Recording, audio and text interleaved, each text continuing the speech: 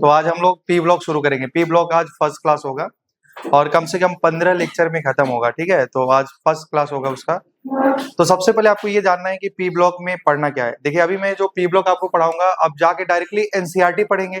तो अगर मैं आज शुरुआत कर रहा हूँ पी ब्लॉक का, फिर आप डायरेक्टली एनसीईआरटी पढ़ेंगे तो आपको कुछ भी समझ में आने वाला नहीं है, ठीक है। तो हम लोग क्या करेंगे, देखिए पी ब्लॉक की हर ब्लॉक में कुछ कुछ रिएक्शन दी गई हैं और वो सारे रिएक्शन जैसे कि हम लोग आज की क्लास में पढ़ने वाले क्या है। सबसे पहले पी ब्लॉक में क्या पढ़ाया जाएगा, क्या क्या टॉपिक पढ़ाई जाएंगे आपको पी ब्लॉक में। हम बात कर रहे हैं पी ब्लॉक की। तो देखिए सबसे पहले आपको ये पढ़ाया जाएगा, सबसे पहले हम लोग आज पढ़ने वाले हैं बैक बॉन्डिंग। इसमें टॉपिक देखिए क्या क्या पढ़ाया जाएगा आपको, टॉपिक क्या क्या कवर किए जाएंगे। तो पहला होता है टॉपिक हमारा बैक बॉन्डिंग, इसको शॉर्ट में हम लोग बीबी बोलेंगे। बैक बॉन्डिंग के बाद आपको पढ़ाया जाएगा inert pair effect. Inert pair effect, inert pair effect के बाद आपको पढ़ाया जाएगा ऑक्सी एसिड। ऑक्सी एसिड के बाद आपको पढ़ाया जाएगा एनहाइड्राइड। इसके बाद आपको पढ़ाया जाएगा ब्लीचिंग एक्शन, या इसको बोलते हैं डिहाइड्रेटिंग एजेंट।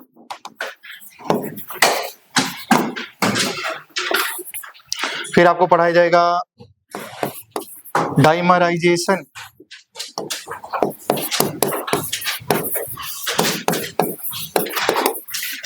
डाइमराइजेशन में फिर आपको कार्बाइड के बारे में पढ़ाया जाएगा, ठीक है। उसके बाद acidic and basic strength of hydride and oxy acid.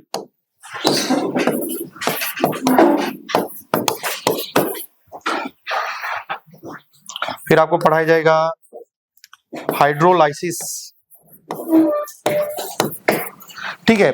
मतलब ये क्या होगा कि बहुत सारा हर ग्रुप में कुछ रिएक्शन बैक बॉन्डिंग का है, तो सारे जितने भी पी ब्लॉक में आपका बैक बॉन्डिंग का कंसेप्ट है उसको हम लोग एक जगह पढ़ेंगे। जितने भी इनर्ट पेयर का इफेक्ट है उसको एक जगह में पढ़ा जाएगा, क्लियर है ना। तो ये वो रिएक्शन है जो बार बार हर ग्रुप में कुछ ना कुछ इसके बारे में दिया है, तो हम लोग सबसे पहले एक जगह में पूरा रिएक्शन को कवर कर लेंगे, ठीक है। तो ये सब पढ़ने के बाद आपको शुरुआत किया, उसके बाद आपको पढ़ना पड़ेगा ग्रुप्स के बारे में, मतलब ग्रुप नंबर 13, 14, 15, 16, 17, 18, ठीक है। ग्रुप के बारे में पढ़ेंगे। उसके बाद आपको पढ़ाया जाएगा सिलिकेट क्या होता है, सिलिकेट के बाद सिलिकॉन क्या होता है। फिर आपको पढ़ाया जाएगा एलोट्रोप्स के बारे में। तो इतनी सारी हमारी टॉपिक हैं जो आपको इस पी ब्लॉक के अंदर में पढ़ाया जाएगा। तो मेरा कहने का ये मतलब है कि ये नहीं कि मैं आज आपको बैक बॉन्डिंग पढ़ाया आप जाके एनसीईआरटी पढ़ रहे हैं आपको कुछ भी समझ में आएगा नहीं। तो सबसे पहले ये पूरा मैं पढ़ा लूंगा, फिर मैं अगर मान लो ग्रुप नंबर 13 शुरू करूंगा, ये सारी चीज पढ़ाने के बाद आपको ग्रुप नंबर 13 शुरू किया जाएगा जिसका नाम है बोरॉन फैमिली। तो जब आपका बोरॉन फैमिली कंप्लीट होगा तो आपको एनसीईआरटी में जाना है और बोरॉन फैमिली की एनसीईआरटी में जो कुछ भी लिखा है उसको पढ़ना है। अब ये सब पूरा पढ़ने के बाद ग्रुप 13 होगा तब जाके एनसीईआरटी आपको पढ़ना है। ग्रुप 14 खत्म होगा तो कार्बन फैमिली के बारे में जाके एनसीईआरटी से पढ़ना है। उसी प्रकार आपको ऐसे पढ़ना पड़ेगा, क्लियर है ना। तो ये पढ़ने का तरीका है, ये नहीं कि आपने 2 टॉपिक पढ़ लिया वो एनसीईआरटी से पढ़ रहे हैं, कुछ भी समझ में नहीं आएगा, ठीक है। समझ पा रहे हैं ना। तो आज हम लोग शुरू करेंगे कि बैक बॉन्डिंग क्या है। और देखिए भाई आप इनऑर्गेनिक केमिस्ट्री शुरू हो रही है और पीरियोडिक टेबल से ही मैं बोल रहा हूँ कि आपको इनऑर्गेनिक केमिस्ट्री को हमेशा 30 मिनट टाइम देना पड़ेगा, क्योंकि इसमें बहुत सारी बातें ऐसी हैं जो आपको याद रखनी है। मैक्सिमम 90% रिएक्शन जो रहती है 90% रिएक्शन ऐसी होती हैं जो आपको समझ में तो आ जाएगी, लेकिन अगर आप नहीं पढ़ेंगे तो आपको याद लंबे समय तक नहीं रहेगा, ठीक है। तो आपको तो भाई बार बार पढ़ना ही पड़ेगा तभी आपको याद होने वाला है, ठीक है। तो हम लोग चलिए आज शुरू कर रहे हैं। पी ब्लॉक का आज फर्स्ट क्लास है, फर्स्ट डे है, तो हम लोग शुरू करेंगे बैक बॉन्डिंग क्या होती है, ठीक है।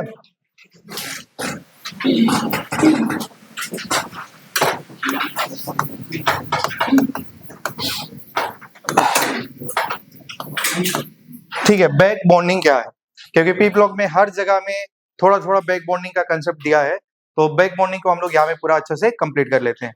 तो चलिए बोर्ड पे ध्यान देंगे, बैक बॉन्डिंग है क्या, क्या इसका नाम कभी आपने सुना था क्या बैक बॉन्डिंग। रेजोनेंस टॉपिक में पढ़ा रहा था तो वहां में बोला था बैक बॉन्डिंग, अभी आपको समझ में भी आ जाएगा थोड़ा देर के बाद।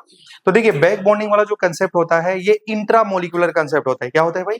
इंट्रा मोलिकुलर कंसेप्ट होता है। अच्छा बताओ ये मॉलिक्यूल में होगा या मॉलिक्यूल एक मॉलिक्यूल में होगा या दो मॉलिक्यूल में होगा? इंट्रा बोला गया, इंट्रा मतलब विद इन द मॉलिक्यूल होगा ना। तो ये जो बैक बॉन्डिंग होती है विद इन द मॉलिक्यूल होती है, और ये एक पाई टाइप का कोऑर्डिनेट बॉन्ड होता है। It is a type of pi coordinate bond. ठीक है, ये कौन सा टाइप का बॉन्ड होता है? पाई कोऑर्डिनेट टाइप का बॉन्ड प्रेजेंट होता है। ठीक है, और बैक बॉन्ड होने के लिए ना फर्स्ट एटम जो होगा वो सेकेंड पीरियड का होना चाहिए, और सेकेंड एटम जो होगा वो सेकेंड या थर्ड पीरियड का होगा, तभी दोनों का बीच में बैक बॉन्डिंग प्रेजेंट होगी। क्लियर है ना?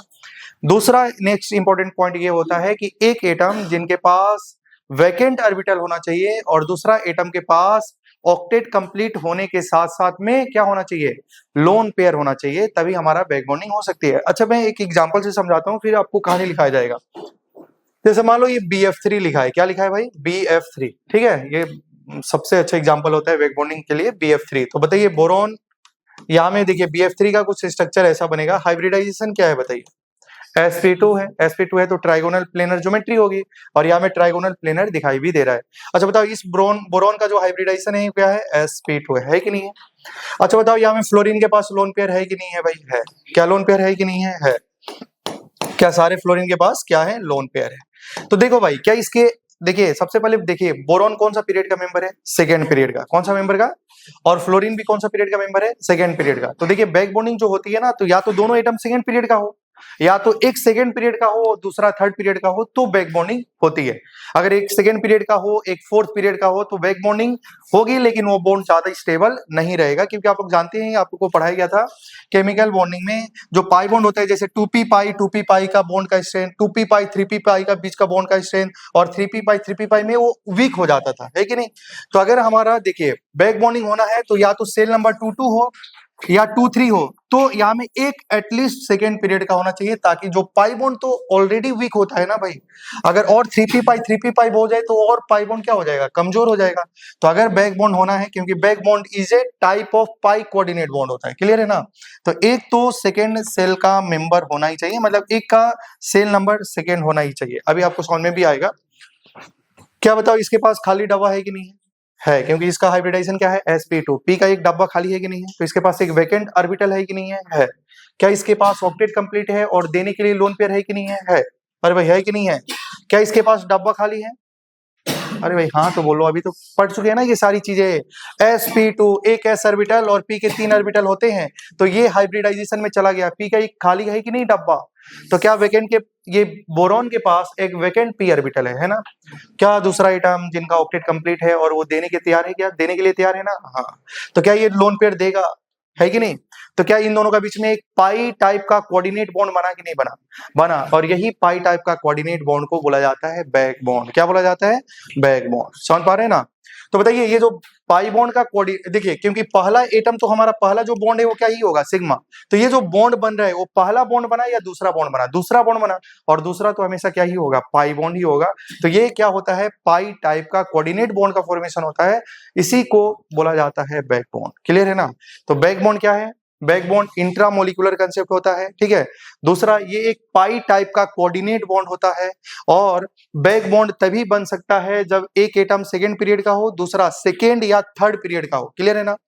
समझ पा रहे हैं ना? तो ये पाई बॉन्ड बनेगा। उसके पास एक एटम के पास वैकेंट ऑर्बिटल होना चाहिए और दूसरा एटम के पास ऑक्टेट कंप्लीट होने के साथ साथ में लोन पेयर होगा, तभी ना ये देगा और ये एक्सेप्ट करेगा। अगर इसके पास लोन पेयर है देने के लिए, लेकिन इसके पास खाली डब्बा नहीं है, इसका मतलब उसमें बैक बॉन्डिंग नहीं होगी। क्लियर है ना? वहां में दूसरा बॉन्ड बनेगा ही नहीं, बॉन्ड नहीं बनेगा, मतलब उसमें बैक बॉन्डिंग पॉसिबल नहीं है। अभी हम लोग बहुत सारा क्वेश्चन भी ऐसा प्रैक्टिस करेंगे और देखेंगे किसमें बैक बॉन्डिंग प्रेजेंट है, किसमें बैक बॉन्डिंग अब्सेंट है, ये सारी चीजें हम लोग देखने वाले हैं। क्लियर है ना? तो क्या आप लोग समझ पा रहे हैं क्या? अच्छा आप देख रहे हैं कि जब भी बैक बॉन्डिंग होती है तो क्या एक एक्स्ट्रा बॉन्ड का फॉर्मेशन होता है? अरे भाई हाँ ना बोलिए, क्या ये एक एक्स्ट्रा बॉन्ड बना कि नहीं बना? बना। तो जब भी एक्स्ट्रा बॉन्ड बनेगा तो बताओ इसका बॉन्ड ऑर्डर क्या, अगर बॉन्ड बढ़ रही है तो दो एटम का बीच में कितना बॉन्ड होता है? वही तो बॉन्ड ऑर्डर होता है ना भाई। तो बताओ क्या जब भी बैक बॉन्डिंग होगी तो क्या एक अलग टाइप का, एक पाई टाइप का बॉन्ड बनेगा कि नहीं बनेगा? अगर बॉन्ड बनेगा तो बताओ उसका बॉन्ड ऑर्डर बढ़ेगा, बॉन्ड ऑर्डर बढ़ेगा कि नहीं बढ़ेगा? बॉन्ड ऑर्डर बढ़ेगा ना, क्योंकि 4 बॉन्ड हो गए, पहले 3 बॉन्ड था तो बॉन्ड ऑर्डर 3, ऐसे करके निकाल सकते हैं आप लोग। तो भाई मेरा कहने का मतलब है कि नंबर ऑफ बॉन्ड बढ़ रही है कि नहीं बढ़ रही है? बढ़ रही है, तो बॉन्ड ऑर्डर बढ़ेगा कि नहीं बढ़ेगा? बढ़ेगा। मतलब बैक बॉन्डिंग के दौरान बॉन्ड ऑर्डर बढ़ता है कि घटता है? बढ़ता है। अगर बॉन्ड ऑर्डर बढ़ेगा तो बॉन्ड लेंथ क्या हो जाएगा? डिक्रीज हो जाएगा। तो बैक बॉन्डिंग के दौरान बॉन्ड लेंथ हमेशा डिक्रीज होता है। समझ पा रहे हैं ना? इस मॉलिक्यूल की जो प्रॉपर्टीज होती है उसमें क्या होता है कि जब भी मॉलिक्यूल के अंदर अगर बैक बॉन्डिंग प्रेजेंट है तो हो सकता है कि उसका एसिडिक बेसिक नेचर चेंज हो जाए, हो सकता है कि उसका हाइब्रिडाइजेशन चेंज हो जाए, हो सकता है कि यहाँ में देखिए इसका एसिडिक बेसिक नेचर चेंज हो सकता है, बॉन्ड एंगल चेंज हो सकता है, बॉन्ड लेंथ चेंज हो सकता है, चेंज हो भी सकता है, नहीं भी हो सकता है। मैं बताऊंगा कब चेंज होगा कब नहीं चेंज होगा। क्या समझ पा रहे हैं ना? मतलब इस मॉलिक्यूल की प्रॉपर्टी बैक बॉन्डिंग के दौरान चेंज हो सकती है। समझ पा रहे हैं क्या आप लोग? बैक बॉन्ड क्या है? तो बैक बॉन्ड भी एक स्पेशल टाइप का पाई टाइप का कोऑर्डिनेट बॉन्ड होता है। तो चलिए पॉइंट पॉइंट करके लिखेंगे। पहला, इट इज इंट्रामोलिकुलर कंसेप्ट।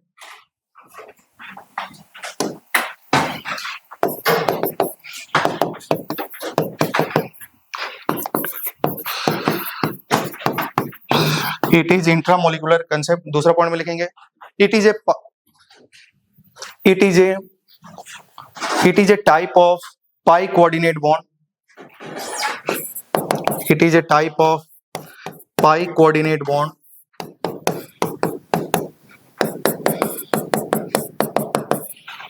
ठीक है, नेक्स्ट में लिखेंगे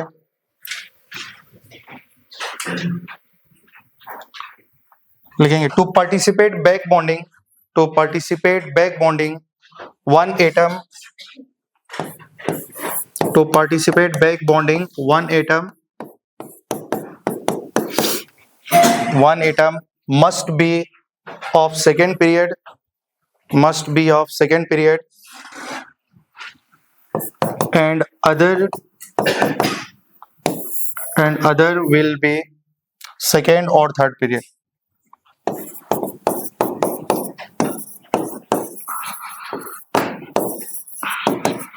नेक्स्ट पॉइंट में लिखेंगे in back bonding generally one atom should contain, in back bonding generally one atom should contain, one atom should contain vacant orbital, one atom should contain vacant orbital, and other atom should contain complete octet with lone pair.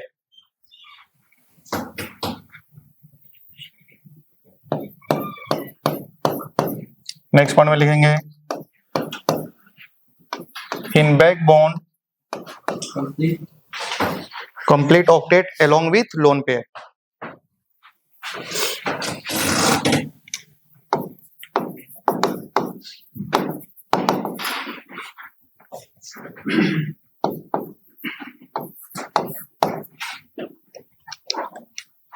ठीक है, next point में लिखेंगे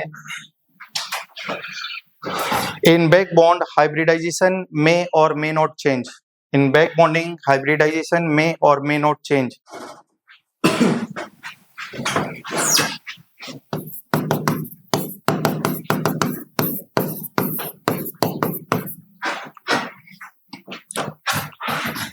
may or may not change. next point में लिखेंगे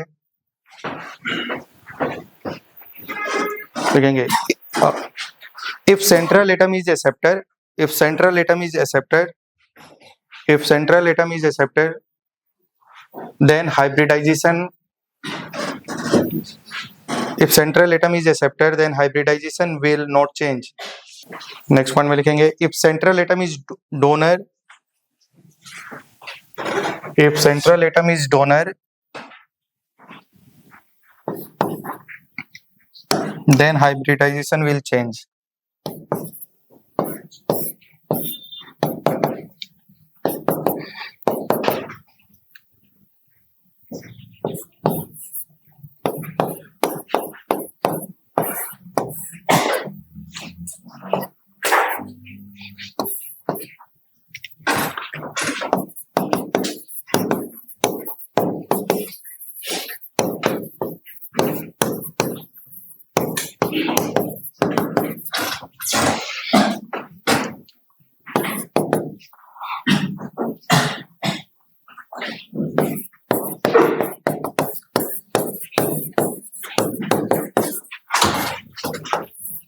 अच्छा देखिए, क्या यहाँ तक आपको समझ में आ गया? मैंने जो पॉइंट आपको लिखा है वो समझ में आ रही है। अब थोड़ा सा बोर्ड पे ध्यान देना है। अगर हमारा सेंट्रल एटम, बोर्ड पे ध्यान देना, अगर हमारा सेंट्रल एटम क्या होगा, अगर सेंट्रल एटम सेकेंड पीरियड का है, ठीक है, सेंट्रल एटम सॉरी एक्सेप्टर है ना, सेंट्रल एटम एक्सेप्टर है, तो हाइब्रिडाइजेशन चेंज नहीं होगा। अभी एक एक एग्जांपल देके आप समझ सकते हैं, ठीक है।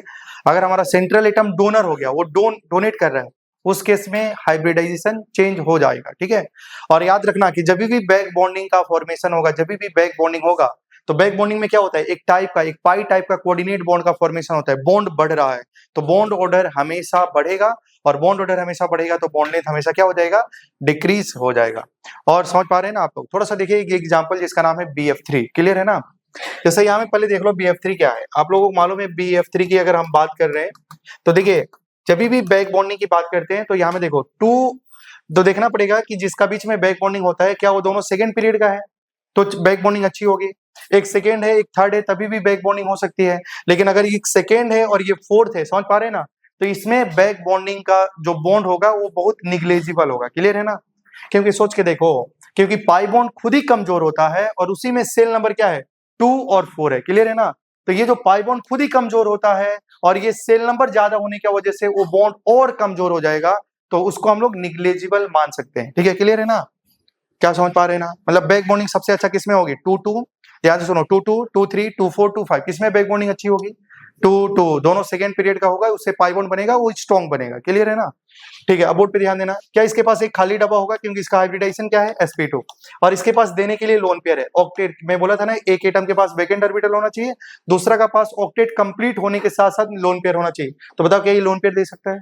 तो क्या इन दोनों का बीच में एक पाई टाइप का कोऑर्डिनेट बॉन्ड बनेगा, और पाई टाइप का कोऑर्डिनेट बॉन्ड को ही हम लोग क्या बोलते हैं, बैक बॉन्ड बोलते हैं। क्या बोलते हैं, बैक बॉन्ड। उसको एग्जांपल से हमें समझाया गया है। जैसे एग्जांपल क्या है हमारा, BF3 की बताइए क्या होता है, electronic configuration 1s2 2s2 2p1। यहाँ में बोरॉन का इलेक्ट्रॉनिक कन्फिगरेशन ऐसा होता है कि नहीं होता है। ग्राउंड स्टेट में अनपेड इलेक्ट्रॉन कितना है, 1।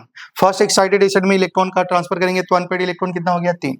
साथ में क्या है, क्योंकि सारे इलेक्ट्रॉन क्या है, देखो अनपेड इलेक्ट्रॉन है, अनपेड का पेयरिंग करना है, तो फ्लोरीन के पास भी क्या होता है, एक अनपेड इलेक्ट्रॉन होता है, ये इसके साथ में जाके पेयर कर लेगा, ये इसके साथ में पेयर कर लेगा, ये इसके साथ में पेयर कर लेगा। क्या 3 कोवेलेंट बॉन्ड बनेंगे?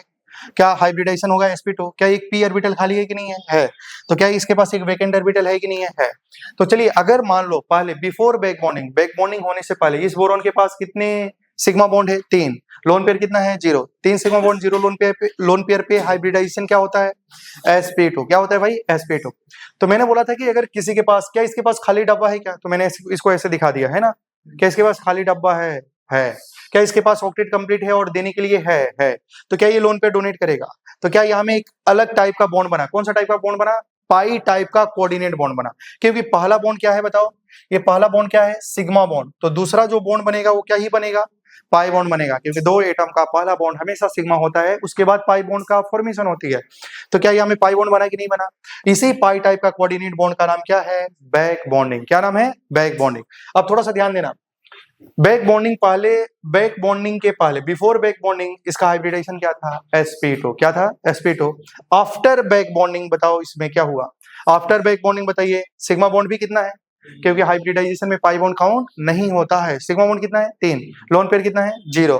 क्या हो जाएगा इसका हाइब्रिडाइजेशन, sp2। क्या यहाँ तक किसी को डाउट नहीं है? अच्छा आप मुझे बताइए, क्या ये भाई सारे फ्लोरीन के पास लोन पेयर था? क्या जरूरी है यही फ्लोरीन लोन पेयर देगा? क्या ये भी दे सकता है? क्या ये भी दे सकता है? इसका मतलब यहाँ में रेजोनेंस है। क्या है, रेजोनेंस है। क्या है भाई, रेजोनेंस। तो जब रेजोनेंस होगा, क्योंकि सबके पास क्या है भाई, लोन पेयर, तो जब ये रेजोनेंस होगा तो क्या इसका बॉन्ड ऑर्डर निकाला जा सकता है? अरे भाई बोलिए, क्या इसका ये लोन पेयर मान लो दिया, तो क्या जरूरी थोड़ी है ना कि यही देगा, क्या सब दे सकते थे? तो क्या इसका 3 रेजोनेटिंग स्ट्रक्चर बनेगा, एक बार ये दिया तो ये बनेगा, एक बार ये देगा तो यहाँ में, क्या समझ पा रहे हैं क्या? तो रेजोनेंस से क्या इसका बॉन्ड ऑर्डर निकाल सकते हैं। बॉन्ड ऑर्डर कैसे निकालते हैं, 1 plus pi by sigma, answer आएगा 1.33। क्या क्या आएगा? तो क्या इसका जो एक स्ट्रक्चर बनेगा उसमें मान लो ये फ्लोरीन है, क्या इधर भी पाई बॉन्ड बन सकता है, इधर भी बन सकता है, इधर भी बन सकता है, बनेगा कि नहीं बनेगा? बनेगा। समझ पा रहे हैं ना, ये एक्चुअल स्ट्रक्चर है जिसको रेजोनेंस हाइब्रिड बोला जाता है।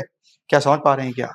अब बताइए, अगर बैक बॉन्डिंग देखिए, बताओ यहाँ में यहाँ में थोड़ा सा बोर्ड पे ध्यान देना है, यहाँ तक किसी को डाउट नहीं है। अब आप लोग थोड़ा सा ध्यान देना, क्या यहाँ में बताओ भाई, ड्यू टू बैक बॉन्डिंग हुआ, ठीक है, तो क्या क्या चेंजेज आए, हाइब्रिडाइजेशन में कुछ चेंज आया, हाइब्रिडाइजेशन में कुछ चेंज आया, before back bonding hybridization sp3, after back bonding, ये कहानी कब है भाई, ये है आफ्टर बैक बॉन्डिंग, ये आफ्टर बैक बॉन्डिंग, जब लोन पेयर यहाँ में कोऑर्डिनेट किया तो ये स्ट्रक्चर कुछ बना। तो आफ्टर बैक बॉन्डिंग और बिफोर बैक बॉन्डिंग में दोनों का हाइब्रिडाइजेशन क्या है, सेम है, हाइब्रिडाइजेशन में कुछ भी चेंज नहीं हुआ। बताओ बॉन्ड लेंथ इंक्रीज और डिक्रीज, बॉन्ड लेंथ इंक्रीज और डिक्रीज, क्या यहाँ में सिंगल बॉन्ड था, क्या यहाँ में डबल बॉन्ड कैरेक्टर आ गई है क्या, तो क्या लेंथ डिक्रीज हो जाएगा, लेकिन बॉन्ड ऑर्डर इंक्रीज करेगा, तो बॉन्ड लेंथ क्या हो जाएगा, डिक्रीज। बॉन्ड एंगल की बात करेंगे, किसकी बात करेंगे, बॉन्ड एंगल। बताइए क्या इसका भी हाइब्रिडाइजेशन sp2 है तो बॉन्ड एंगल 120 डिग्री, अभी भी हाइब्रिडाइजेशन सेम है तो बॉन्ड एंगल, तो मतलब बॉन्ड एंगल चेंज नहीं हुआ। क्या समझ पा रहे हैं ना। तो अगर आपसे कोई पूछेगा कि बताइए BF3 में before back bonding after back bonding क्या क्या सेम रहेगा, तो आंसर इज हाइब्रिडाइजेशन। हमेशा सेम जरूरी नहीं है, मैं आपको इसलिए बोला था कि जब हमारा सेंट्रल एटम मान लो ये है बोरॉन, क्या ये एक्सेप्टर का जैसे काम कर रहे हैं या डोनर का जैसे काम कर रहे हैं, तो जब ये लोन पेयर को एक्सेप्ट करेगा उस केस में हाइब्रिडाइजेशन चेंज नहीं होगा, लेकिन जब हमारा central atom lone pair donate का काम करेगा, मतलब डोनर का जैसा काम करेगा, उस केस में उसका क्या हो जाएगा, चेंज हो जाएगा, हाइब्रिडाइजेशन चेंज होगा। बताइए जब भी बैक बॉन्डिंग होगी बॉन्ड लेंथ हमेशा डिक्रीज करेगा, हाइब्रिडाइजेशन सेम हो भी सकता है नहीं भी हो सकता है, डिपेंड करता है कि सेंट्रल एटम कैसा है। अरे भाई समझे नहीं समझे।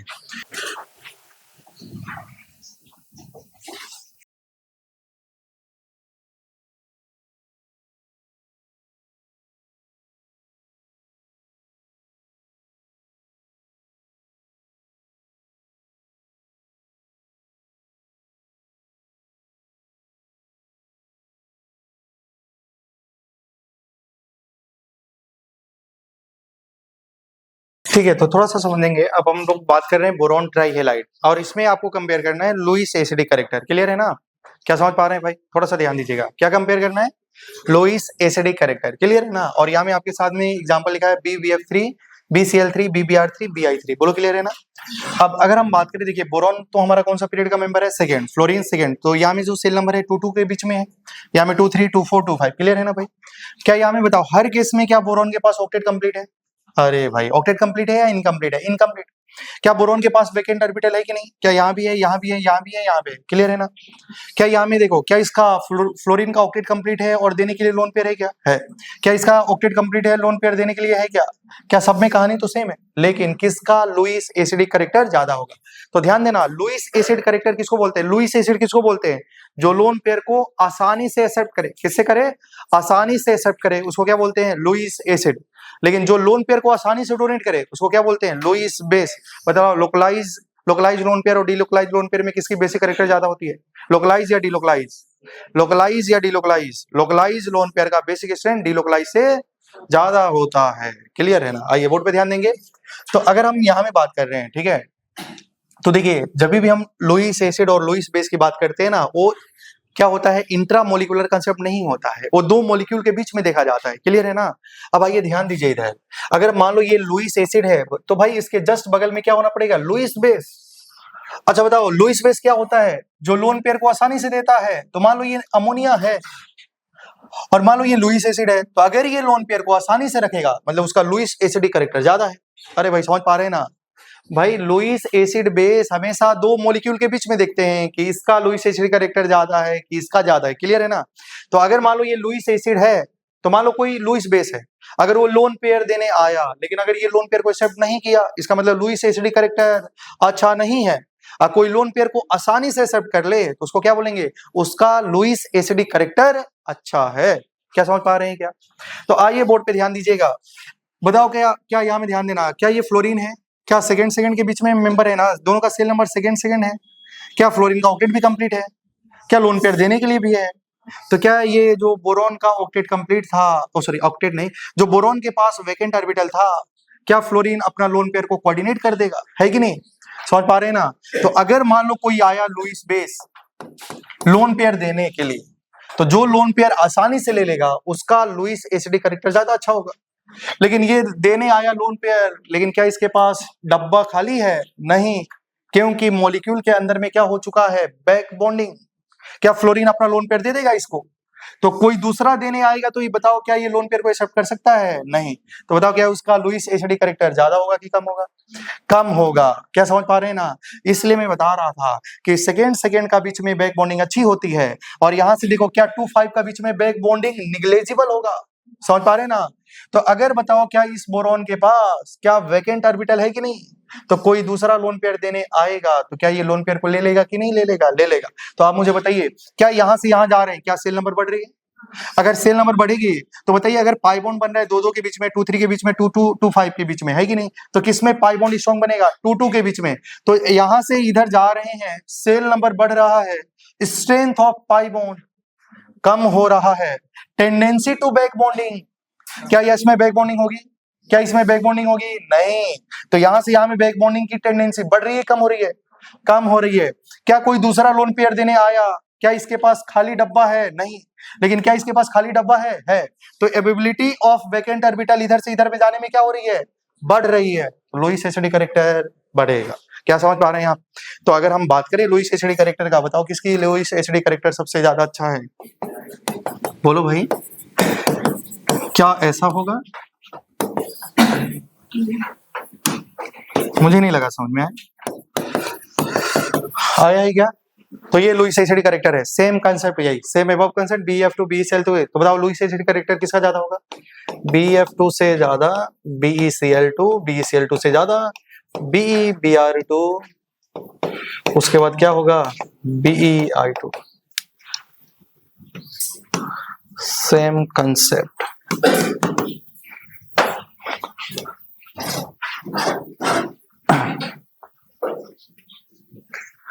हम ये नहीं देखें तो लोगों के दिमाग में ऐसे ख्याल आ रहा होगा, अरे भाई फ्लोरीन ने तो लोन पेयर दिया, ये जल्दी से एक्सेप्ट कर लिया, है कि नहीं? वो एक ही मॉलिक्यूल में नहीं, लुईस एसिड लुईस बेस अलग अलग मॉलिक्यूल के बीच में चेक करते हैं।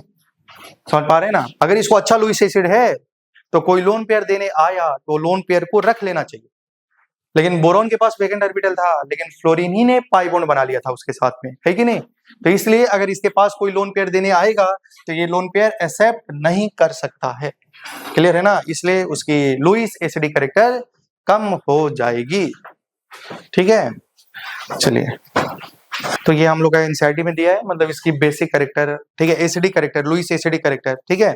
तो आप लोग थोड़ा सा ध्यान देंगे, आपको मालूम भी होगा कि जब भी हम बात करते हैं एसिडिक कैरेक्टर, तो एसिडिक में 3 प्रकार का कैरेक्टर आ सकता है, अर्हेनियस आ सकता है, ब्रोंस्टेड आ सकता है, लुईस आ सकता है। तो यहाँ में बोला है लुईस एसिडिक कैरेक्टर, तो यहाँ में मतलब ये वाला जो कैरेक्टर होगा, मतलब ये जो कंसेप्ट होगा वो किस पे बेस्ड होगा? लोन पेयर पे होगा। या तो लोन पेयर डोनेट करेगा तो लुईस बेस होगा, लोन पेयर को एक्सेप्ट करेगा तो लुईस एसिड। क्लियर है ना? अर्हेनियस के अकॉर्डिंग जो H को देता है उसको क्या बोलते हैं?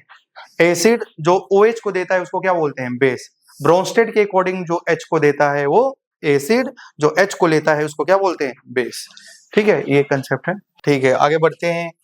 अब हम कितने एग्जाम्पल पढ़ लिए हम लोग? बेसिकली 8 एग्जाम्पल, 8 कंसेप्ट है इसमें, तो अभी तक आपको 3 बता दी गई है ना।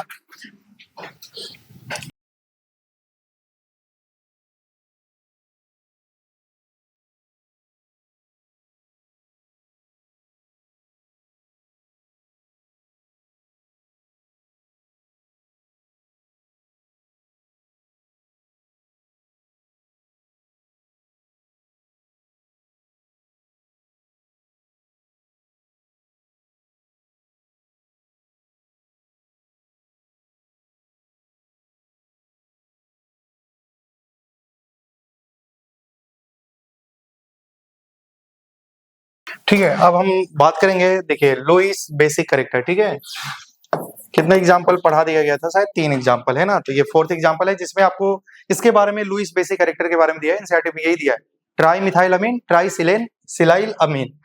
मतलब SiH3 होगा, देखो CH3 होगा तो मिथाइल, और सिलाइल होगा SiH3 होगा। तो ठीक है, तो अब इसमें हम बात करेंगे, थोड़ा सा बोर्ड पे ध्यान देंगे आप लोग। जैसे ट्राई मिथाइल अमीन में देखिए नाइट्रोजन है और 3 कार्बन है ना, CH3 CH3 3H3, और यहाँ में एक लोन पेयर है। क्लियर है ना? तो बताओ बिफोर बैक बॉन्डिंग क्या होगा? नाइट्रोजन के पास कितने सिग्मा बॉन्ड है? 3। लोन पेयर कितना है? 1। 3 + 1 4, 4 का हाइब्रिडेशन sp3। क्लियर है ना भाई, बोर्ड पे ध्यान देना है। अब हम बात करेंगे क्या इसके पास नाइट्रोजन का ऑक्टेट कंप्लीट है, क्या इसको देने के लिए लोन पेयर है कि नहीं है, क्या ये सेकंड पीरियड का मेंबर है, ये भी सेकंड पीरियड का मेंबर है। बैक बॉन्डिंग होना हो सकता है, लेकिन बैक बॉन्डिंग जरूरी नहीं है कि सेकंड सेकंड के बीच में हमेशा बैक बॉन्डिंग हो। उसके लिए कंडीशन क्या होगा कि एक का ऑक्टेट कंप्लीट होना चाहिए और लोन पेयर होना चाहिए देने के लिए, और दूसरा का पास वेकेंट ऑर्बिटल होना चाहिए। बताओ कार्बन ने कितना बॉन्ड बनाया, 4। क्या इसके पास वेकेंट ऑर्बिटल है क्या, नहीं। क्या इसके पास लेने के लिए है क्या जगह, नहीं। क्या डब्बा ही नहीं है, लेकिन ये देने के लिए तैयार है, तो क्या बताओ इसमें बैक बॉन्डिंग हो सकती है, नहीं, नहीं हो सकती। क्यों, due to absence of vacant orbital. तभी भी निगेटिव SCE लिखा जाएगा तो अब्सेंस ऑफ वेकेंट ऑर्बिटल, ठीक है, और प्लस लिखा जाएगा तो प्रेजेंस ऑफ वेकेंट ऑर्बिटल, ठीक है, क्लियर है ना। तो यहाँ में वेकेंट ऑर्बिटल नहीं है, इसलिए यहाँ में बैक बॉन्डिंग नहीं होगी। आप बोर्ड पे ध्यान देना। क्या ये सेकंड मेंबर का है, सेकंड पीरियड का है, सिलिकॉन थर्ड पीरियड का है, बैक बॉन्डिंग हो सकती है, क्लियर है ना। क्या बताओ सिलिकॉन, क्या ये थर्ड पीरियड में है तो डी ऑर्बिटल, क्या वेकेंट डी ऑर्बिटल होगा क्या इसके पास, खाली डब्बा होगा कि नहीं होगा, होगा। क्या ये लोन पेयर, इसका ऑक्टेट कंप्लीट है, लोन पेयर देने के लिए है, तो क्या यहाँ में बताओ क्या पाई टाइप का कोऑर्डिनेट बॉन्ड बनेगा कि नहीं बनेगा, बनेगा। अगर बनेगा तो बताओ क्या इसमें बैक बॉन्डिंग पॉसिबल है कि नहीं है, अरे भाई है कि नहीं है। तो यहाँ में बैक बॉन्डिंग क्यों हो रही है, due to presence of vacant orbital. तो समझ पा रहे हैं क्या आपको, ठीक है। बताओ यहाँ में सिग्मा बॉन्ड कितना है before back bonding, back bonding से पहले सिग्मा बॉन्ड कितना है, 3। क्या लोन पेयर एक है क्या, तो 3 + 1 4, हाइब्रिडाइजेशन क्या होगा, sp3। जब ये लोन पेयर दे देगा तो बताओ कौन सा बॉन्ड बन गया है, पाई बॉन्ड। कौन सा बॉन्ड बन गया है, तो मान लो इसने लोन पेयर दिया, समझ पा रहे हैं आप लोग। तो यहाँ में कहानी आ गई। क्या जरूरी है, क्या क्या ये लोन पेयर केवल इसी को देगा, नहीं। क्या इसको भी दे सकता है, क्या इसको भी दे सकता है। क्या रेजोनेंस होगा कि नहीं होगा, होगा। तो रेजोनेंस होगा भाई, तो बताओ रेजोनेंस होगा तो बॉन्ड ऑर्डर निकालने का फॉर्मूला क्या है, बॉन्ड ऑर्डर 1 + पाई/सिग्मा। पाई 1 है, सिग्मा कितना है 3, तो निकाल सकते हैं, आंसर आएगा 1.33। क्लियर है क्या। तो अब बोर्ड पे ध्यान देना, क्या ये ऐसे कुछ स्ट्रक्चर बनेंगे।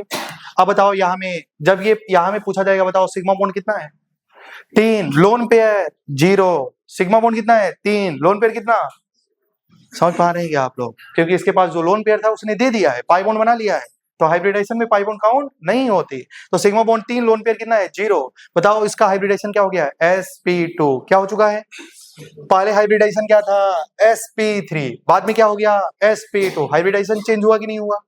तो मैंने क्या बोला, जब सेंटर एटम, जो सेंट्रल एटम है, डोनर का जैसे काम करे, किसका जैसे काम करे, डोनर का जैसे, क्या उस केस में हाइब्रिडाइजेशन चेंज होगी, हाइब्रिडाइजेशन बढ़ेगा नहीं, हाइब्रिडाइजेशन घट जाएगा। क्यों भाई, क्योंकि वहां में तो लोन पेयर काउंट किया था, अरे भाई बोलो, काउंट किया था ना यहाँ में, लेकिन जब वो डोनेट करेगा तो उस समय लोन पेयर क्या हो चुका है 0, तो हाइब्रिडाइजेशन बढ़ेगा नहीं, हाइब्रिडाइजेशन कम हो जाएगा। लेकिन बताओ हाइब्रिडाइजेशन चेंज हुआ कि नहीं हुआ, हुआ। क्या समझ पा रहे हैं क्या आप लोग, ठीक है। अब बोर्ड पे ध्यान देना है। बताओ इसका थोड़ा सा बोर्ड पे देंगे, इसका बॉन्ड एंगल कितना होगा बताइए। हाइब्रिडाइजेशन क्या है भाई, sp3 है कि नहीं, और यहाँ में हाइब्रिडाइजेशन क्या हो गया sp2। क्या sp3 और sp2 में किसका बॉन्ड एंगल ज्यादा होता है, sp2। क्या यहाँ से यहाँ में बॉन्ड एंगल चेंज हुआ कि नहीं हुआ, क्या हाइब्रिडाइजेशन चेंज हुई कि नहीं हुई, अरे हुई कि नहीं हुई। और बॉन्ड लेंथ हमेशा चेंज होगा, क्योंकि बॉन्ड ऑर्डर बढ़ेगा, बॉन्ड ऑर्डर बढ़ेगा तो बॉन्ड लेंथ हमेशा चेंज होगा। क्या यहाँ तक किसी को डाउट नहीं है। अब बोर्ड पे थोड़ा सा ध्यान देना है। बताओ ये मॉलिक्यूल प्लेनर है नॉन प्लेनर है, क्योंकि ये तो बताओ 3 सिग्मा बॉन्ड 1 लोन पेयर से पिरामिडल होता है कि नहीं होता है। लेकिन यहाँ में अगर हम बात करेंगे तो बताओ ये ट्राइगोनल प्लेनर हो गया कि नहीं हो गया। तो क्या बताओ ट्राइसिलाइल अमीन मॉलिक्यूल इज प्लेनर और नॉन प्लेनर, तो आंसर इज नॉन प्लेनर। क्या हो जाएगा, नॉन प्लेनर। क्यों, ध्यान देना, नाइट्रोजन के रिस्पेक्ट में ये मॉलिक्यूल कैसा है, प्लेनर। लेकिन अगर सिलिकॉन के रिस्पेक्ट में देखा जाएगा तो सिलिकॉन ने कितना बॉन्ड बनाया, 4, टेट्राहेड्रल ज्योमेट्री हो जाएगी। मॉलिक्यूल प्लेनर है नॉन प्लेनर, सिलिकॉन के रिस्पेक्ट में मॉलिक्यूल नॉन प्लेनर, नाइट्रोजन के रिस्पेक्ट में molecule planar, overall molecule non planar. क्या होगा, नॉन प्लेनर। समझ पा रहे हैं क्या आप लोग। तो आइए ध्यान दीजिए, नहीं समझ में आया, आ गया है भाई। CH4 का स्ट्रक्चर कैसा होता है, टेट्राहेड्रल है कि नहीं। तो क्या यहाँ में मॉलिक्यूल में क्या होगा, इस सिलिकॉन के साथ में कितने भी हैं बताओ, क्या 2 भी होंगे, अरे 3 है ना, 3 SiS3 लिखा है ना, तो 2 प्लेन में होंगे और एक जो H होगा वो अबव द प्लेन और दूसरा क्या होगा, बिलो द प्लेन। ऐसा कुछ स्ट्रक्चर बनेंगे। समझ पा रहे हैं आप लोग। तो आइए ध्यान दीजिएगा, मैं बोला था ना कि जब भी तुमको ऑर्गेनिक जीओसी पढ़ाते समय में मैं बताया था कि CH4 टेट्राहेड्रल ज्योमेट्री में 2 भी होता है ना, एक प्लेन में होता है और दूसरा प्लेन का परपेंडिकुलर होता है, एक अबव द प्लेन दूसरा बिलो द प्लेन, और उसमें maximum atom in a plane 3 होता है। क्लियर है ना, ये सारी बातें हो चुकी थी। तो बताइए ड्यू टू बैक बॉन्डिंग, बताओ hybridization change, bond angle increase, bonding increase करेगा कि नहीं करेगा? बताओ, बॉन्ड लेंथ डिक्रीज। क्या समझ पा रहे हैं ना? और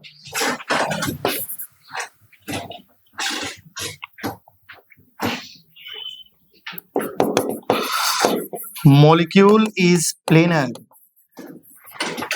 with respect to nitrogen, and non-planar with respect to silicon. Overall molecule is non-planar.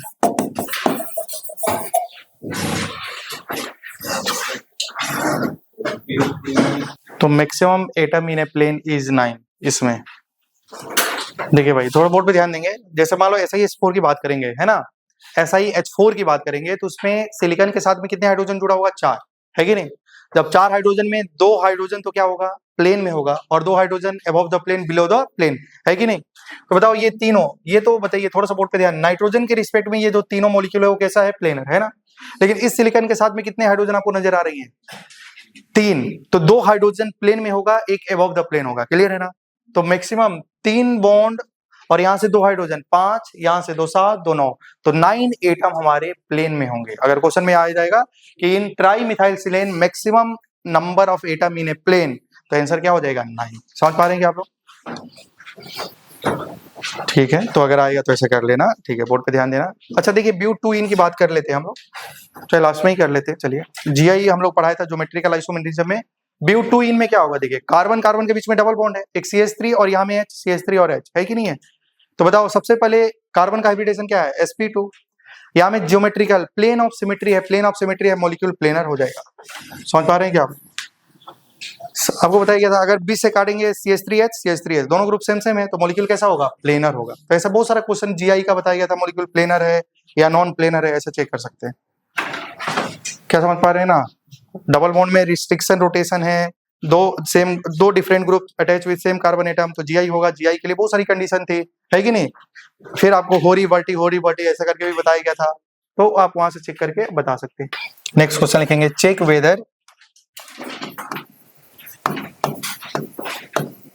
whether back bonding is present or not.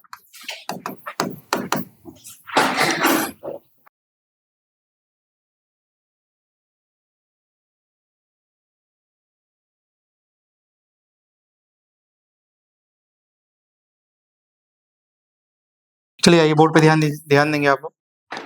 देखिए यहाँ बोला है कि किसमें बैक बॉन्डिंग प्रेजेंट है, किसमें एब्सेंट है, प्रेजेंट है किसमें नहीं है ना, चेक करना है। तो बोर्ड पे ध्यान दीजिए। सबसे पहले क्या देखना है? क्या दोनों सेकंड पीरियड का मेंबर है? ठीक है, बहुत अच्छी बात है, सेकंड का है, बैक बॉन्डिंग हो सकता है। तो यहाँ में ध्यान देना है। सबसे पहले बोर्ड पे ध्यान देखेंगे, क्या ऑक्सीजन का ऑक्टेट कंप्लीट है, लोन पेयर है? क्या इसका भी ऑक्टेट कंप्लीट है, ये भी लोन पेयर है? क्या यहाँ में सेंट्रल एटम के पास भी लोन पेयर है और यहाँ में साइड एटम के पास भी लोन पेयर है?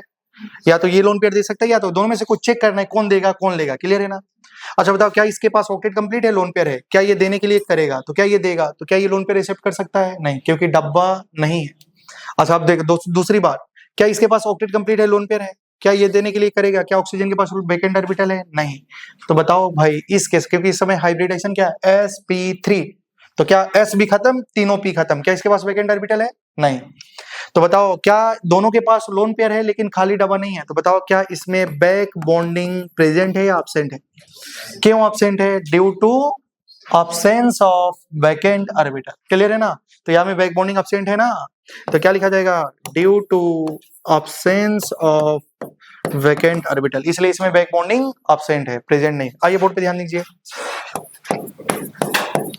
क्या बताओ, ऑक्सीजन सेकंड पीरियड का मेंबर है? क्या क्लोरीन थर्ड पीरियड का मेंबर है? क्या ऑक्सीजन सेकंड पीरियड का है, क्लोरीन थर्ड पीरियड? क्या इसके पास भी लोन पेयर है देने के लिए? क्या इसके पास भी लोन पेयर देने के लिए है? अगर क्लोरीन लोन पेयर देना चाहेगा तो क्या ऑक्सीजन लोन पेयर को ले सकता है? क्योंकि ऑक्सीजन के पास खाली डब्बा नहीं है।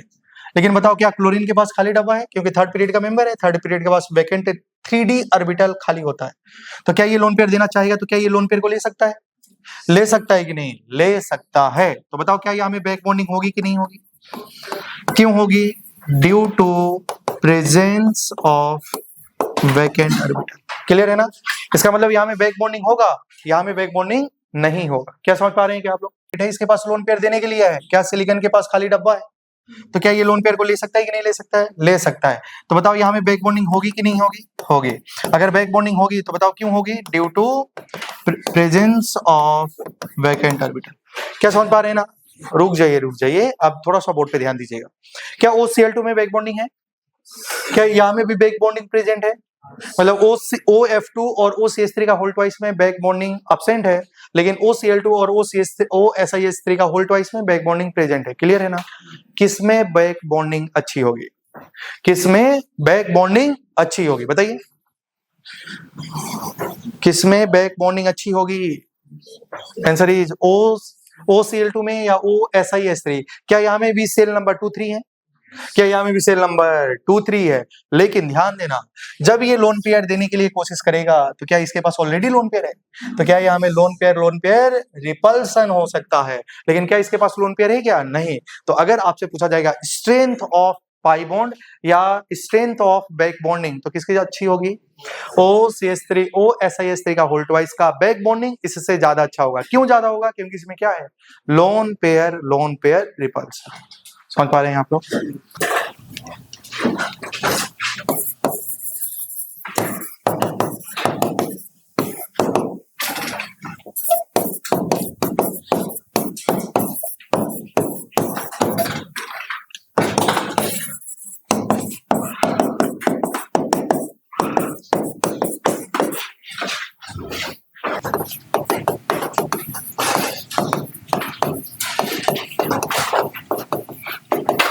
देखिए अब हम बात कर रहे हैं एसिडिक कैरेक्टर का, समझ पा रहे हैं ना, एसिडिक कैरेक्टर की बात कर रहे हैं।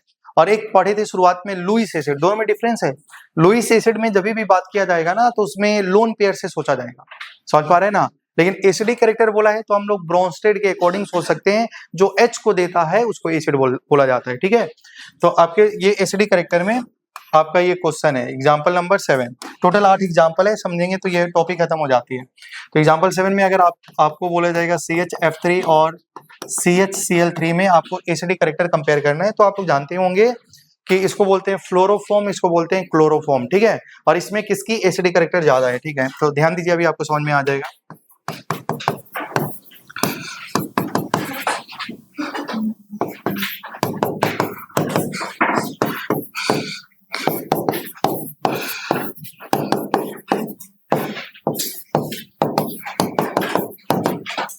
देखिए अगर मान लो ये एसिड है तो भाई H+ देगा, अरे भाई एसिड है तो H+ देगा। अगर ये भी एसिड है तो H+ देगा। अगर ये H देगा तो बताओ क्या CCl3- बनेगा, बनेगा नहीं बनेगा, बनेगा।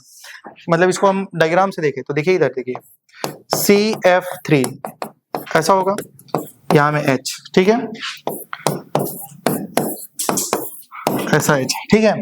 अगर ये एसिड है, क्या है, acid, compare the acidic character, ठीक है। अगर एसिड है तो क्या देगा, H, क्या देगा भाई, तो H+ के फॉर्म में जाएगा।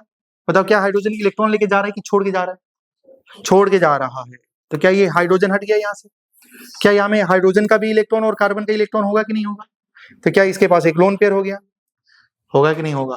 और जब एक इलेक्ट्रॉन ज्यादा होता है तो चार्ज क्या आती है, माइनस, होता है कि नहीं होता है भाई, होता है। और यहाँ में भी हाइड्रोजन चला गया H+ के फॉर्म में, इलेक्ट्रॉन लेके नहीं गया है, तो दोनों इलेक्ट्रॉन ये एक लोन पेयर काउंट हो जाएगा, और यहाँ में चार्ज क्या हो जाएगा, माइनस। बोलो क्लियर है ना। आप लोग पढ़े होंगे कि एसिडिक कैरेक्टर के बारे में बात करते हैं तो कोई भी H देता है तो जो बचता है उसको क्या बोलते हैं, कंजुगेट बेस। और किसी की एसिडिक कैरेक्टर कितनी अच्छी होगी वो तो उस बात पर डिपेंड करता है कि उसका कंजुगेट बेस कैसा है। अगर उसका कंजुगेट बेस स्टेबल है, कंजुगेट बेस स्टेबल है, तो उसका करस्पॉन्डिंग एसिड अच्छा एसिड होता है। क्लियर है ना भाई, समझ में आ रहा है, नहीं आ रहा है, आ रहा है। अब बताइए बोर्ड पे ध्यान देना, क्या ये एसिड है, सेकेंड पीरियड, क्या ये फ्लोरीन है, क्या है फ्लोरीन, क्या डब्बा है क्या इसके पास, क्या इसके पास लोन पेयर है देने के लिए, लोन पेयर है देने के लिए, क्या ये लोन पेयर ले पाएगा, नहीं।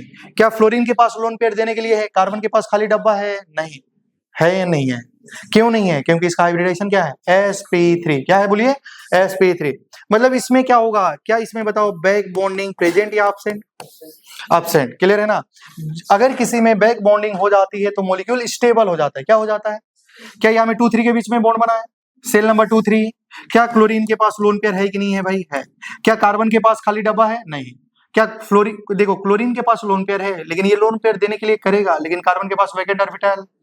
क्या कार्बन के पास लोन पेयर है लेकिन क्लोरीन के पास वैकेंट ऑर्बिटल है, तो क्या ये लोन पेयर दे सकता है? क्या इसका मतलब यहाँ में बैक बॉन्डिंग हो सकती है? अगर बैक बॉन्डिंग होगी तो ये क्या हो जाएगा भाई, स्टेबल, और ये क्या हो जाएगा, लेस स्टेबल। अरे भाई समझ पा रहे हैं क्या आप लोग?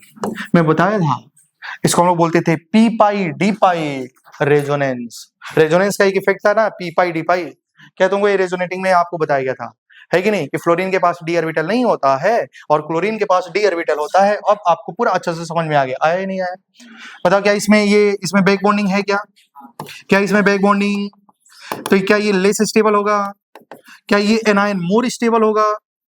मोर स्टेबल होगा कि नहीं होगा?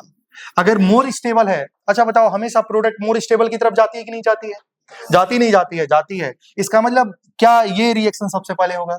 क्या यहाँ से H+ जल्दी से निकलेगा क्योंकि हमारा एनायन जो बन रहा है वो स्टेबल बन रही है? बताओ क्या ये रिएक्शन ज्यादा स्पीड में होगी? इसका मतलब अगर मैं बात करूं Ka1 Ka2 में किसका वैल्यू ज्यादा होगा? जिसका एसिडी कैरेक्टर ज्यादा होता है उसका K का वैल्यू ज्यादा होता है, जिसको डिसोसिएशन कांस्टेंट बोला जाता है। बताओ Ka2 में किसका ऑर्डर, Ka2 की वैल्यू Ka1 से ज्यादा होगी नहीं होगी? होगी। अच्छा बताओ ये K का वैल्यू अगर pKa1 और pKa2 की बात करें तो ऑर्डर क्या हो जाएगा? pK1 का वैल्यू pK2 से ज्यादा होगा, क्योंकि आप लोग जानते होंगे pK is equal to minus log of Ka।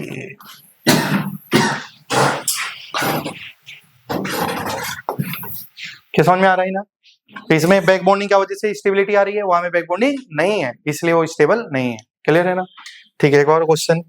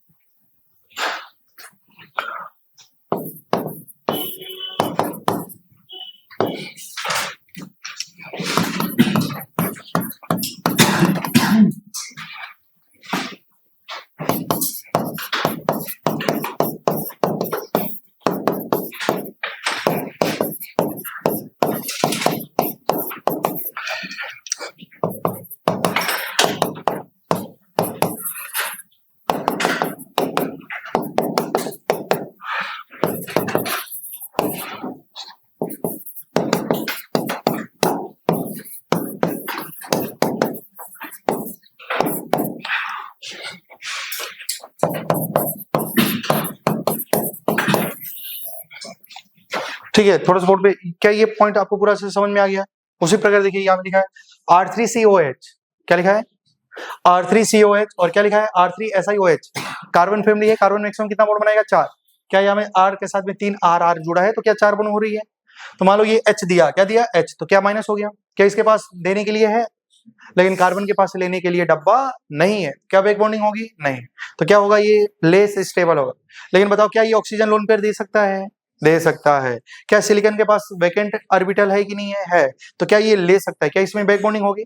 Back bonding होती है, स्टेबिलिटी मिलती है। क्या मिलती है? स्टेबिलिटी। तो क्या ये मोर स्टेबल हो गया? तो क्या इसका एनाइन ज्यादा स्टेबल है कि नहीं? तो यहाँ से H निकलने के बाद जो एनाइन बन रहा है वो ज्यादा स्टेबल हो रहा है क्योंकि उसमें क्या आ गई? Back bonding. तो इसकी एसिडी कैरेक्टर ज्यादा अच्छी होगी।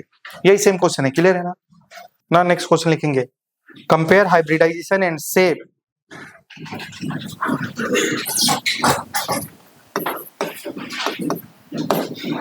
compare hybridization and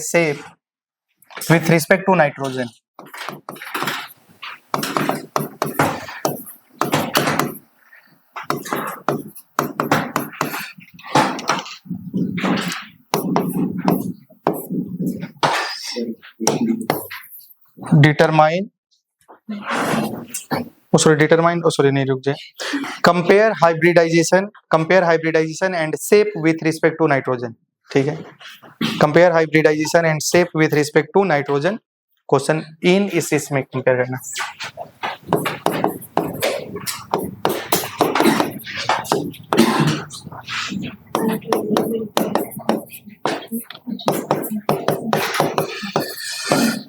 देखिए नाइट्रोजन के रिस्पेक्ट में इनका ज्योमेट्री हाइब्रिडाइजेशन और शेप को क्या करना है, बताना है, ठीक है। अब यहाँ में देखेंगे बोर्ड पे, थोड़ा सा ध्यान देना, शेप भी बताना है, हाइब्रिडाइजेशन सब कुछ बताना है। क्या यहाँ में बोर्ड पे ध्यान देना, क्या ये नाइट्रोजन के रिस्पेक्ट में, यहाँ में बताओ नाइट्रोजन के रिस्पेक्ट में नाइट्रोजन क्या 3 बॉन्ड बनाया, 1 लोन पेयर, 3 बॉन्ड बनाया, 1 लोन पेयर, क्लियर है ना। क्या नाइट्रोजन में सिग्मा बॉन्ड बताओ, इसमें कितना है, सिग्मा बॉन्ड 2, लोन पेयर कितना है 1, 2 + 1 कितना होता है 3, हाइब्रिडाइजेशन क्या हो जाएगा sp2। अब आप बोर्ड पे ध्यान देना, नाइट्रोजन के अगल बगल में क्या कार्बन एटम है, क्या नाइट्रोजन का ऑक्टेट कंप्लीट है, इसके पास लोन पेयर है देने के लिए, है कि नहीं, क्या भाई लोन पेयर है देने के लिए, क्या दे सकता है क्या, नहीं, क्योंकि कार्बन के पास खाली डब्बा नहीं है, तो ये लोन पेयर को एक्सेप्ट नहीं कर सकता, नहीं कर सकता है ना। तो बताइए इनका हाइब्रिडेशन क्या होगा sp2। लेकिन आप बोर्ड पे ध्यान देना, इस नाइट्रोजन के अगल बगल में एक तो कार्बन है, नाइट्रोजन का ऑक्टेट कंप्लीट है और नाइट्रोजन को लोन पेयर देना है, और लोन पेयर देने के लिए भाई सामने वाले के पास खाली डब्बा होगा तभी वो लोन पेयर दे पाएगा। तो बताओ कार्बन के पास खाली डब्बा है, क्या सिलिकॉन, क्या ये लोन पेयर दे पाएगा, दे पाएगा। अगर उसने दे दिया तो बताओ उस केस में अगर हम बात करेंगे, ये क्या था, ये तो आफ्टर बिफोर बैक बॉन्डिंग थी, है ना, कहानी ये किसकी थी, बिफोर बैक बॉन्डिंग में। आपको यहाँ में दिखाई दे रहा होगा, इसमें सिग्मा बॉन्ड कितना है बताइए 2, लोन पेयर कितना है 1, 2 + 1 पे 3, हाइब्रिडाइजेशन क्या हो जाएगा sp2। लेकिन आप लोगों को मालूम होना चाहिए जो Si(S3) है, इसमें जो नाइट्रोजन है ये अपना लोन पेयर इसको दे देगा, ये था क्या before back bonding, before back bonding, क्योंकि इसमें बैक बॉन्डिंग प्रेजेंट है और यहाँ में क्या है बताइए बैक बॉन्डिंग एब्सेंट है। तो यहाँ में ऐसा होगा, तो बताइए उस केस में अगर पूछा जाएगा बैक बॉन्डिंग, ये है क्या है भाई कहानी आफ्टर बैक बॉन्डिंग की, किसकी कहानी है आफ्टर बैक बॉन्डिंग। बताइए इसमें सिग्मा बॉन्ड कितना है नाइट्रोजन के आसपास में, कितना 2, लोन पेयर 0। अच्छा बताओ इसका हाइब्रिडेशन बढ़ेगा घटेगा, कम हो जाएगा, क्योंकि लोन पेयर यहाँ में काउंट हुआ था, यहाँ में लोन पेयर काउंट अब नहीं होगा। तो बताओ यहाँ में क्या हो गया 2 का हाइब्रिडाइजेशन sp तो ज्योमेट्री कैसी होगी बताओ, लीनियर। यहाँ में क्या होगा वेंट से, अरे भाई होगा नहीं होगा,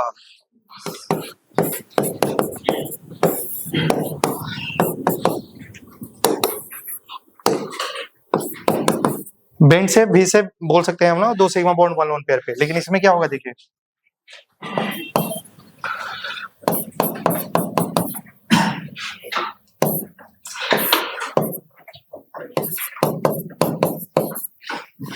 ऐसा हो जाएगा ना। तो यहाँ में ज्योमेट्री कैसी दिखाई दे रही है, लीनियर। क्या आप समझ पा रहे हैं क्या आप लोग, एक और क्वेश्चन है ना, उसके बाद हमारा कंप्लीट हो जाता है बैक बॉन्डिंग। भाई अगर आपसे कोई डायरेक्टली बोलेगा तो आप बोलेंगे दोनों केस में हाइब्रिडाइजेशन तो सेम ही है, नहीं, अगर इसमें बैक बॉन्डिंग है तो बनाने के बाद आफ्टर बैक बॉन्डिंग का आपको हाइब्रिडाइजेशन बताना है, क्लियर है ना। वे नहीं कि आपने बोला तो सेम सब कुछ सेम है तो गलत हो जाएगा, क्लियर है ना। अगर यहाँ में बैक बॉन्डिंग नहीं है तो बस यही होगा उसका हाइब्रिडाइजेशन और ज्योमेट्री जो कुछ है सिग्मा लोन पेयर देख के। लेकिन अगर यहाँ में बैक बॉन्डिंग प्रेजेंट है तो बैक बॉन्डिंग कराएंगे, उसके बाद आपको देखना है कि उसका हाइब्रिडाइजेशन और उसका ज्योमेट्री कैसा है, क्लियर है ना। ठीक है आगे बढ़ते हैं।